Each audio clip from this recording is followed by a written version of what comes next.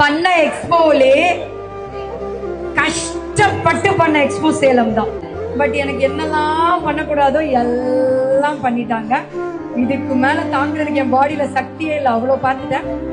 அந்த மாதிரி என்ன பண்ணும்போதுதான் எனக்கு கடை திறக்கணும்னு கூட ஆசை வருது. ஏன் அப்படி என்ன பண்றாங்க அப்படின்னு பிராண்ட் பில்ட் பண்றது தான். ஸோ என்னோட லாஸ்ட் மினிட் என்னோட அக்கௌண்ட் ஹேக் ஆனதா இருக்கட்டும். Okay, everything all right. கடவுள் எல்லாருக்கும் ஒரு பாஸ் கொடுப்பாரு. அந்த பாஸா நான் எடுத்துக்கிறேன். No problem. I'm always positive. எனக்கு எந்த இடத்துல என்ன விட்டாலும் எனக்கு வர தெரியும். எனக்கு அது கத்து கொடுத்துருக்காங்க. கடவுள் எல்லார்ட்டையும் கஷ்டத்தை கொடுக்க மாட்டான். யாருக்கு வாய்ப்பு கொடுக்க போறானோ அவனுக்கு தான் கஷ்டத்தை கொடுப்பான். நான் கொடுக்குற நல்ல வாய்ப்பை ஹேண்டில் பண்ற கெப்பாசிட்டி அவனுக்கு இருக்கா இல்லையா நம்ம பார்க்கணுமா இல்லையா?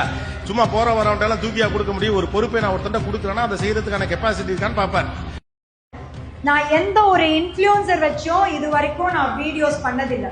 என் மக்களுக்கு தெரியும் நான் வரேன்னா என்னை வெயிட் பண்ணி பாப்பா. ஏதோ ஒரு ஓவர் கான்ஃபிடென்ட் வச்சுக்கோங்க. அது don't want to tell that. இங்க ஃபெயிலியர் ஆயிருந்தா இவ்வளவு பேசியிருக்க முடியாது. But finally I succeed. How it happened? It's an attitude.